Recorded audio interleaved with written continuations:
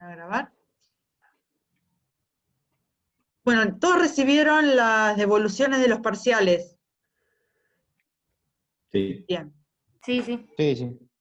Bien. En general estuvieron bien. Yo, más allá de análisis más profundos o análisis más superficiales, en su mayoría no han tenido grandes dificultades. Sí, he visto grandes dificultades tal vez para identificar el formato periodístico de la nota editorial.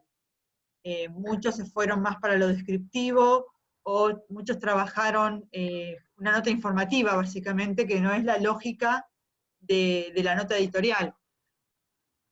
Así que bueno, nada, yo les mandé un material que para mí está, es sencillo, creo que son unas 6, 7 hojitas, y que para mí es un material muy, muy sencillo, muy claro para poder trabajar algunos géneros periodísticos. Bueno, yo les mandé el de la nota editorial porque nada, me parecía que estaba bueno para que lo tuvieran, no para esta materia, sino para todas las materias y para la práctica profesional el día de mañana.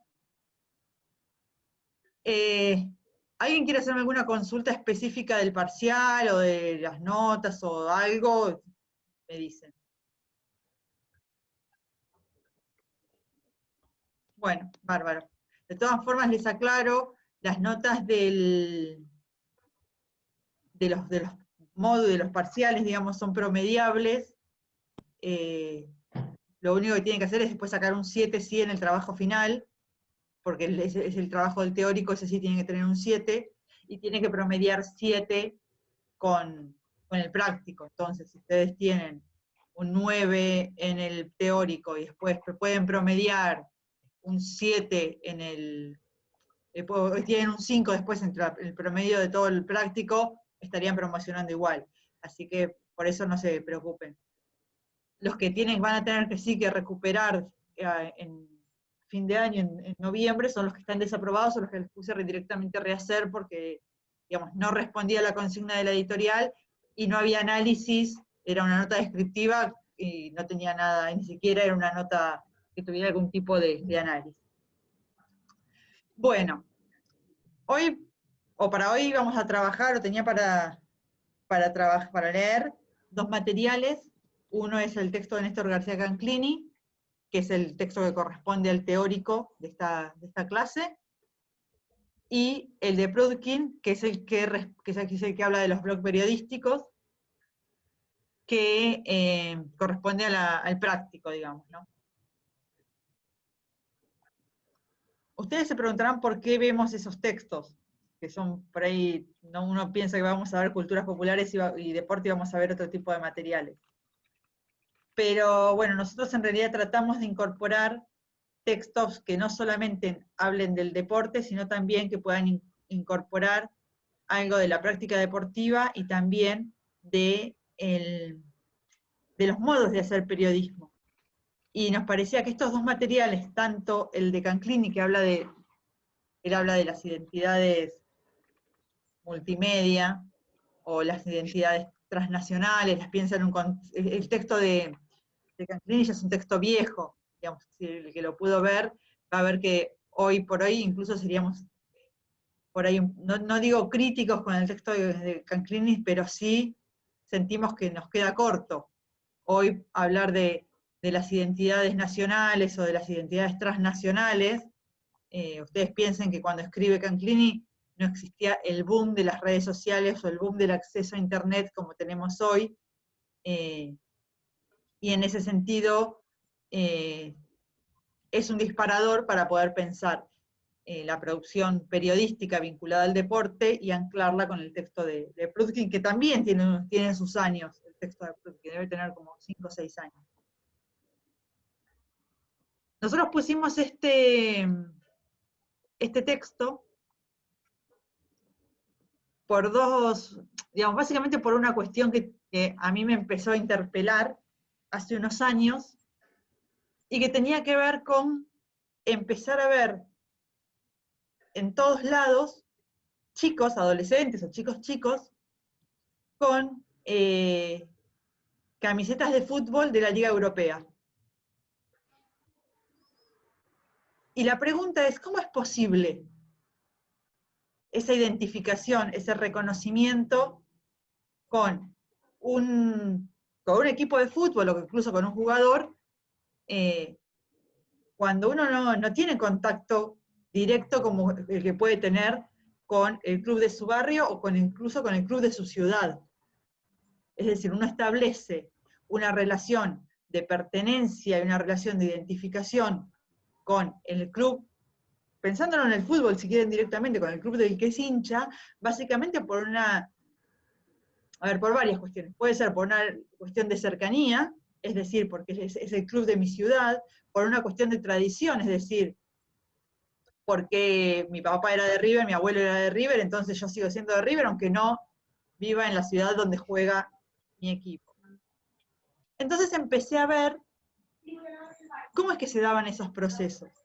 Por un lado tenía que ver claramente con el mercado de pases, es decir, había un montón de jugadores argentinos que venían de jugar en equipos argentinos en su mayoría y pasaban a jugar en la Liga Europea. Entonces había una relación de seguir a tu jugador, al jugador con el que vos te identificabas o el jugador que vos admirabas.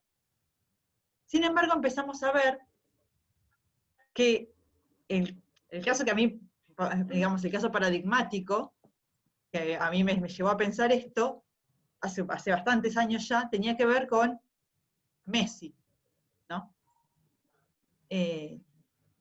Messi era un jugador que nunca jugó en Argentina, que se hizo conocido básicamente por los partidos de la liga, pero se hizo muy conocido por internet. Es decir, yo el primer gol de Messi lo vi en YouTube. ¿Por qué? Porque mi hermano, que es bastante más chico que yo, me dijo, te tengo que mostrar un gol que no lo vas a poder creer. Y me muestra un video de Messi, cuando Messi recién empezaba. Estoy pensando hace más de 10 años de esto. Y a mí me empezó a llamar mucho la atención estas cuestiones vinculadas a cómo es posible que gente que no vive en Europa genere un fanatismo, y esto lo digo entre comillas, ¿no? Digamos, se constituyan como hinchas de clubes a los que posiblemente nunca vayan a ver en vivo. Pero a su vez, pero que sigan su información, lean la prensa especializada en esos equipos, lean los diarios europeos, digamos. Muchos de ustedes supongo que deben leer los diarios de Europa para ver qué se dice de la Liga Europea o para ver cómo se escribe allá. Bueno, esas cuestiones tienen que ver, por un lado, con las posibilidades tecnológicas de acceder a esa información, pero por otro lado también se dan ciertos procesos identificatorios que ponen en jaque esto que nosotros pensábamos de que la identidad se jugaba en el Estado-Nación. Digamos, cuando nosotros hablamos, cuando se habla de identidad, más allá de la dimensión teórica que nosotros veíamos en la clase pasada, esto de cómo se define la identidad a través de los rasgos idiosincráticos, las relaciones de pertenencia, los grupos de pertenencia y la historia narrativa, también sabemos que la identidad es algo que se narra, la identidad es algo que nosotros contamos. Entonces, si nosotros tenemos que hablar, por ejemplo, de la identidad argentina, ¿qué es ser argentino?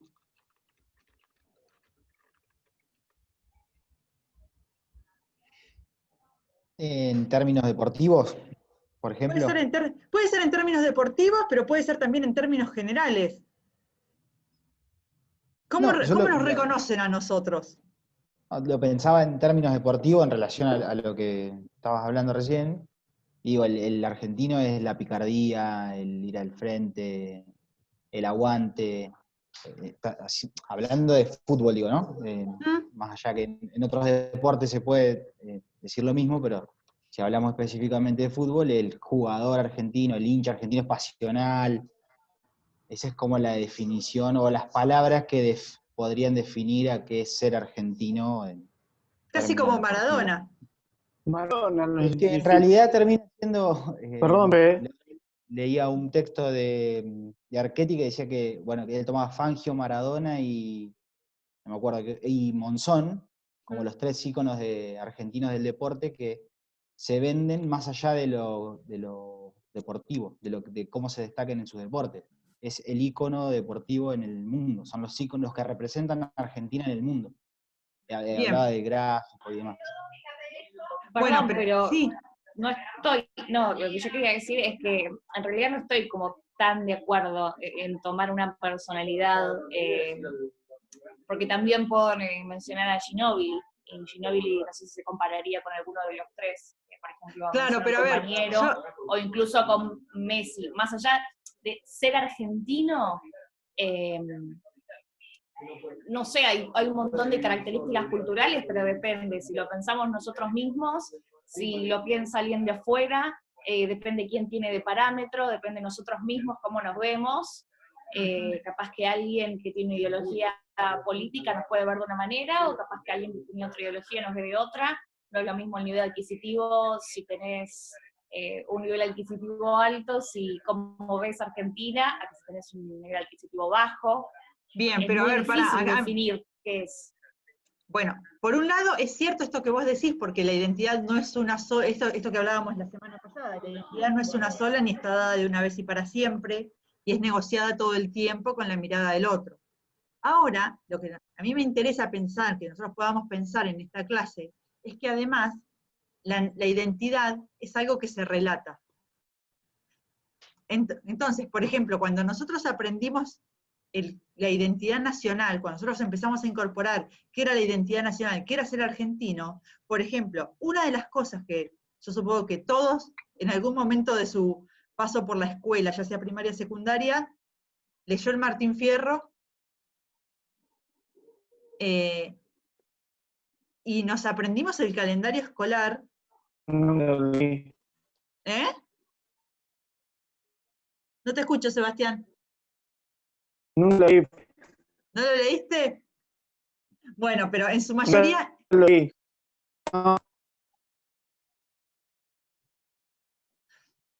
bueno, lo que les decía es que en su mayoría hay cosas que van a ser al relato de la argentinidad y que tiene que ver, por ejemplo, con que San Martín es el padre de la patria, Belgrano es el creador de la bandera, es decir, es una identidad o una historia que forma parte, o un relato que forma parte de nuestra historia como colectivo identitario, como nosotros los argentinos. Más allá, y que tiene que ver con esto que decía Jiménez la clase pasada, vinculada a la biografía, a la narrativa biográfica, es decir, nosotros como argentinos tenemos una historia compartida, que independientemente de la mirada que tengamos de esa historia, porque algunos pueden decirte, no, San Martín era un capo, y otros te pueden decir, no, o algo que no esté bueno, qué sé yo, o era un borracho, por poner cualquier ejemplo. A lo que voy es que lo que tenemos que entender es que la identidad encuentra en determinados lugares una narración de sí misma. Independientemente de la lectura que después individualmente o incluso como pequeños colectivos identitarios se pueda hacer de esa historia. Pero a mí me parece que es interesante pensar cómo la identidad es narrada. ¿Por qué? Porque básicamente es narrada por los medios de comunicación. Digamos, cuando nosotros querramos recordar esta época, o por ejemplo, si queremos recordar el Mundial 86, para llevarlo a algo bien deportivo, ¿a dónde vamos a buscar? ¿Qué pasaba en 1986? Podemos buscar en algún libro de historia, digamos, en otro tipo de narrativas, pero hay un montón de narrativas acerca de lo que somos que van a aparecer en los medios de comunicación. En los medios de comunicación estoy pensando en los medios tradicionales, pero también en el cine, digamos, la industria cultural, mucho de lo que hace es narrar identidades en determinados momentos históricos.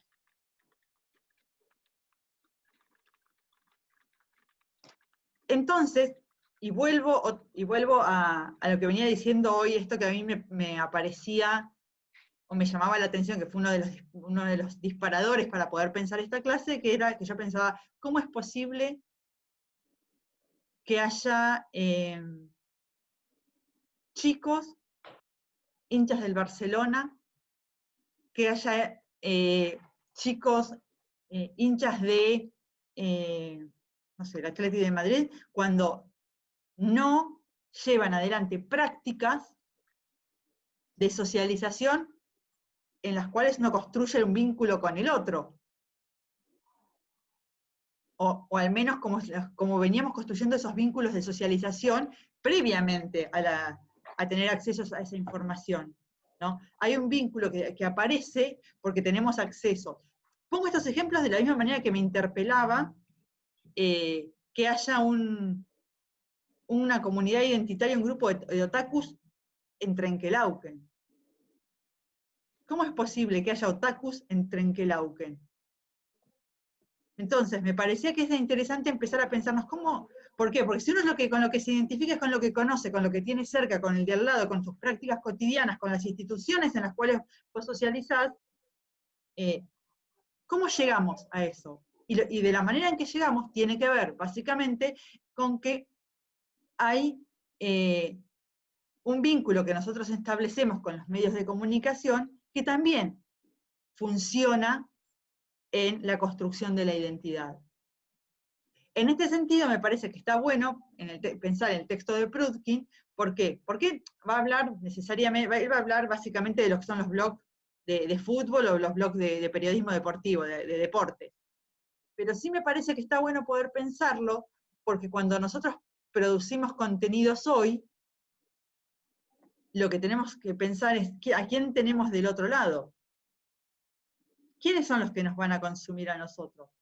Porque así de la misma manera que nosotros tenemos gente que vive en Argentina y que consume los medios europeos porque es hincha no sé, del Valencia, o es hincha del Atlético de Madrid, o del Barcelona, o de algún equipo inglés, y consume esa información, hay un montón de gente que también es hincha de River, de Boca, de equipos argentinos, y consume esos medios de comunicación, o consume información vinculada a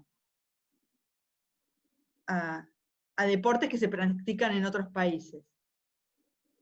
La pregunta que a mí me surge es, bueno, ¿y entonces qué pasa con la identidad? ¿Cuáles son? ¿Cómo es que yo defino? ¿Cómo puedo explicar esos procesos y cómo puedo definir la identidad de... imaginemos un personaje, un chico de 20 años, hincha del Barcelona, que mira todos los partidos, que lee los diarios para ver qué es lo que pasa, que tiene la camiseta, que se compró la camiseta original, pero que nunca fue a la cancha. ¿Cómo operan los tres elementos que planteaba Jiménez para hablar de identidad en ese sujeto?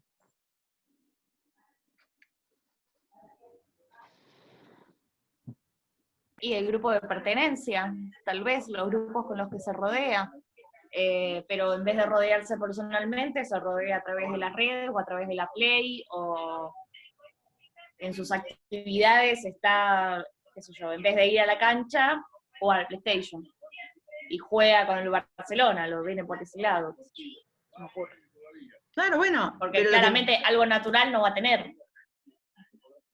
No, a ver, vamos a sacar la palabra natural. Lo que no va a tener son prácticas atravesadas por los modos de socialización que nosotros conocíamos previo a la llegada de las redes sociales o de Internet, como una ventana que nos permite acceder a un montón de información.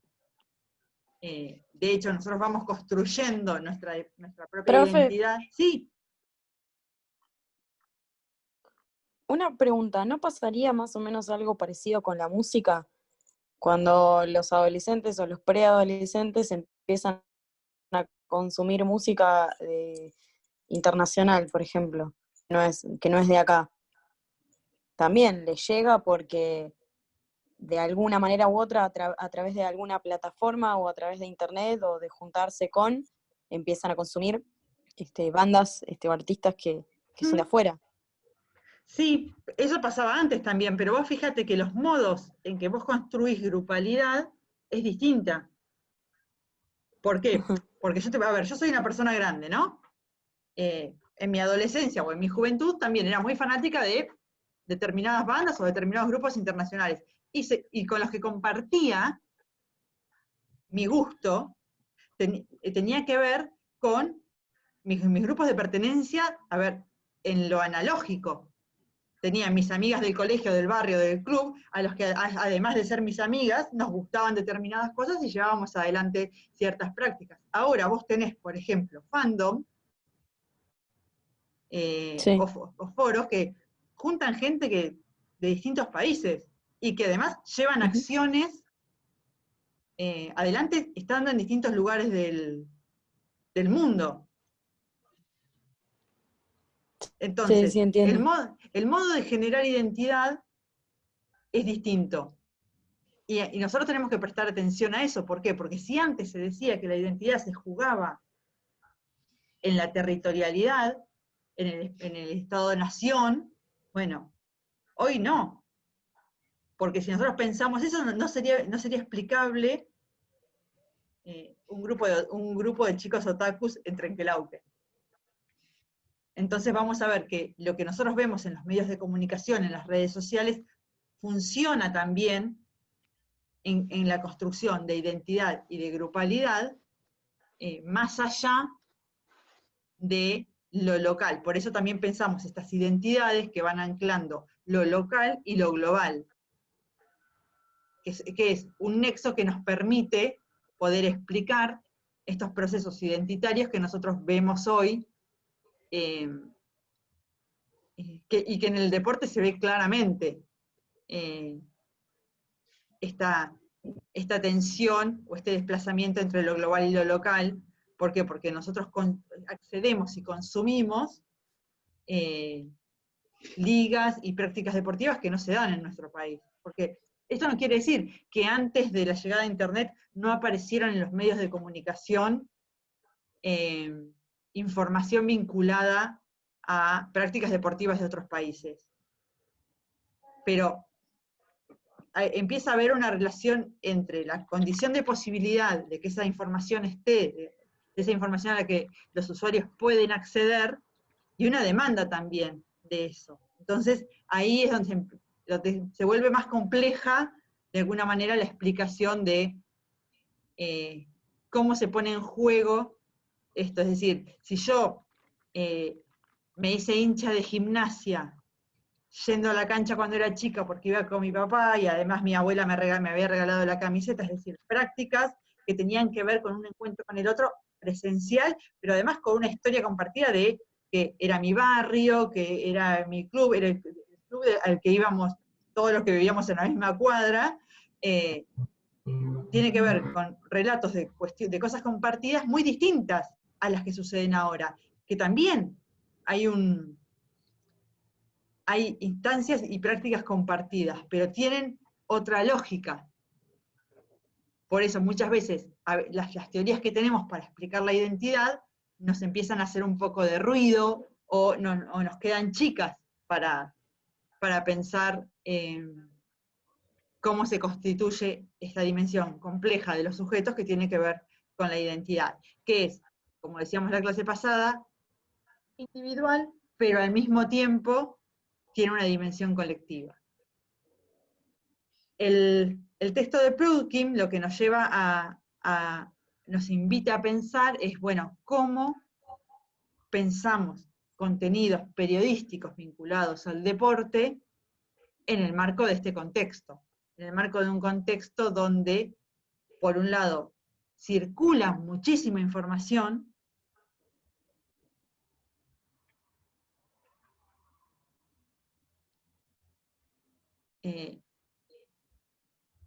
y además, otra de las cosas que no lo dice específicamente Plutkin, pero lo digo yo, es que como comunicadores y como periodistas deportivos podemos marcar una diferencia. Es decir, ¿qué diferencia hay entre,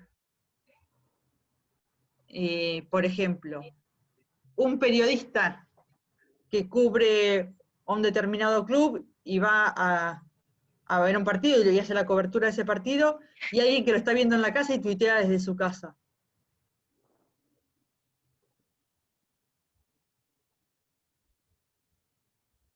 Les pregunto porque es algo que les va a pasar a ustedes. Yo no ejerzo el periodismo, yo no trabajo de periodista. Pasa todo el tiempo. Incluso peor, está el que ni siquiera está viéndolo en su casa, está viendo lo que tuitea el que está en la cancha. Claro, bueno, Peor. también. Ustedes piensen que hoy por hoy los usuarios pasan muchísimas horas frente a pantalla, ya sea del celular, de la computadora, de la televisión, y ustedes como periodistas van a estar disputando, de alguna manera, ese espacio, ese tiempo de atención con alguien que está tuiteando desde su casa, o con alguien que está tuiteando lo que otro tuitea que otro dice que tuiteó, digamos. Entonces, a mí me parece que es interesante, esperen que se me abrió algo acá. A mí me parece que es interesante poder encontrar la vuelta para poder producir contenidos en lo deportivo que marquen una diferencia, de no es lo mismo quien lo dice. Y eso tiene que ver con la formación profesional. Quiero ver permítanme que voy a buscar una cosita del texto de Prudkin que quería comentarles, lo tengo acá.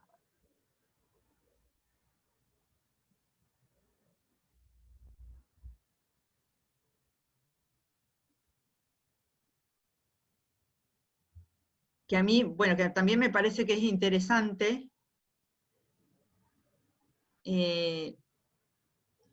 cómo aparece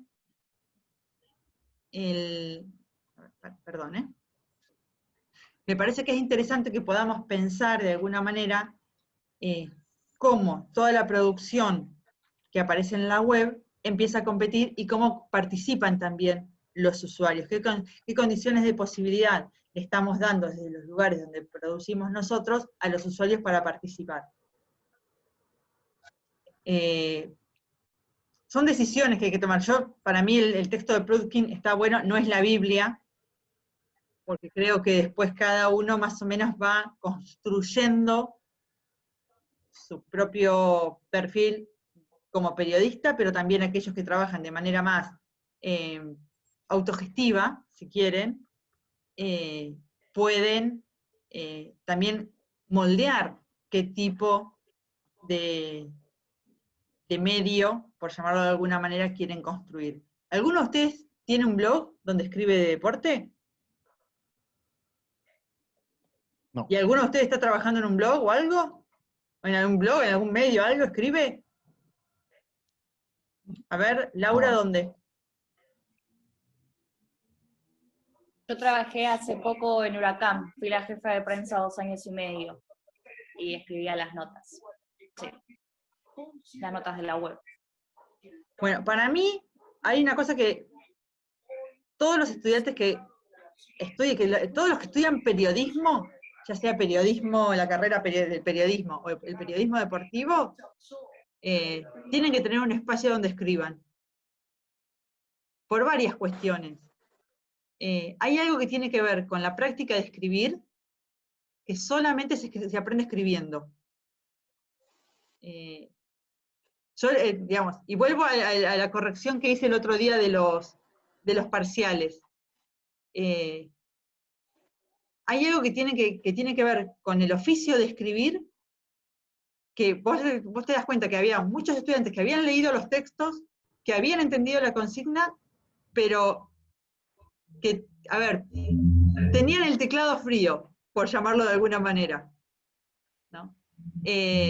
Entonces, a escribir, uno va aprendiendo, escribiendo y equivocándose, pero sobre todo escribiendo y que alguien te lea. Entonces, ahí ustedes van a encontrar, por un lado, el propio perfil que quieren tener como comunicadores, como periodistas, pero también van encontrándole la vuelta al vínculo con el lector. Y más en este contexto que tenemos hoy, que vos no sabés quién te está leyendo. Entonces eso me parece que es interesantísimo, y después, obviamente, esto no lo dice Prudkin, lo digo yo, tiene que ver con, entre comillas, bancarse el feedback. Cuando uno expone lo que escribe, expone ideas, expone miradas sobre una práctica deportiva, expone miradas sobre un deportista, y expone eso, lo que empieza a pasar es que por ahí la primera vez que publicas algo nadie te va a decir nada, o la segunda vez tampoco, pero va a llegar un momento en que te van a empezar a cuestionar, porque en el periodismo pasa eso también, que te van a cuestionar muchas de las cosas que vos decís. Y eso está bueno, porque vos primero vas a empezar a saber quién es el que te está leyendo, vas a poder fortalecer tus propias ideas como comunicador, o no, o por ahí te llevan a pensar cosas distintas, pero es importantísimo poder pensar cuando uno está escribiendo, ¿para quién está escribiendo? Por eso a veces, digamos, si bien esta es una materia más bien teórica, entre comillas, nosotros en los prácticos que van a tener, les vamos a hacer escribir, porque tiene que ver con la práctica periodística. Y una de las cosas que para nosotras en la cátedra, tanto para Eugenia como para Cecilia como para mí, aparece como un desafío, es que cuando ustedes se pongan a escribir, puedan decir otra cosa, por eso también a veces hacemos hincapié en la perspectiva desde o la mirada cultural, o que puedan entender los procesos desde los materiales que estamos viendo, porque a mí me interesa que ustedes puedan decir algo distinto de lo que puede decir mi hermano que no pasó por la facultad, pero que también tiene una opinión sobre el fútbol femenino, o el pibe que está tuiteando desde su casa y que nunca pasó por la facultad. Sin desmerecer esas miradas, porque creo que todas las miradas son válidas, pero si me parece que ustedes están invirtiendo 4 años de su vida para estar un miércoles a las 8 de la noche conectado a un Zoom, está bueno que puedan aprender a incorporar esa mirada, a construirla desde ustedes. Eso no quiere decir que, digamos, para mí está buenísimo que ustedes puedan construir, escribir lo que ustedes piensan, pero con muchos más argumentos. Porque tal vez lo que ustedes piensan no es muy distinto de lo que piensa mi hermano sobre el fútbol femenino. Lo que ustedes pueden hacer, y mi hermano no, es explicar por qué pasa eso. Entonces, poder corrernos del sentido común, me parece que es básico, digamos. Cuando ustedes se pongan a escribir, al menos a mí me sirve, yo que ya me recibí, que me dedico a otras cosas, cuando me pongo a escribir, escribo algo y cuando lo vuelvo a leer, digo, a ver, tal persona, mi mamá, mi hermano, mi marido, que son de otro campo, ¿escribirían lo mismo? Y cuando me doy cuenta que podrían escribir o podrían decir lo mismo que estoy diciendo yo, que estudié y que leí un montón de cosas y que me formé para esto, pues estoy diciendo lo mismo que alguien que no se formó en el tema, es que digo, algo estoy haciendo mal. Entonces, así como la otra vez trataba de explicarle qué era la perspectiva de, cómo aplicar la perspectiva de género a alguien que no está metido en los temas de género. Entonces me preguntaba, bueno, pero ¿qué es la perspectiva de género? ¿Cómo es? Si lo tendrías que explicar de manera sencilla. Entonces, es una barrabasada lo que le voy a decir porque es una simplificación enorme. Pero lo que le dije es, vos en todo momento te tenés que preguntar si estarías actuando de la misma manera si la persona que tenés enfrente es mujer o varón. Si vos te estás preguntando eso, ya es un pasito para pensar desde una perspectiva de género. Cuando vos decís a alguien, está diciendo una pelotudez, si fuera un hombre dirías lo mismo, o cuando vas a juzgar el trabajo que hace alguien, si fuera un hombre o si fuera una mujer, ¿lo pensarías de la misma manera? La perspectiva de género es mucho más complejo que eso.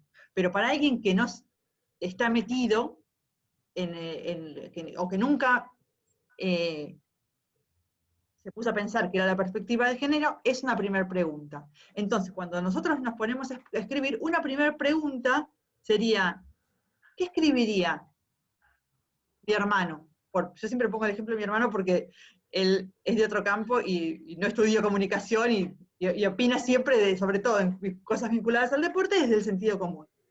¿Qué opina mi hermano sobre esto? Entonces, si él está diciendo lo mismo que estoy diciendo yo, es que yo puedo aportar más ahí. Y lo que tengo que buscar es ese más que puedo aportar. Esto se corta, volvemos a entrar.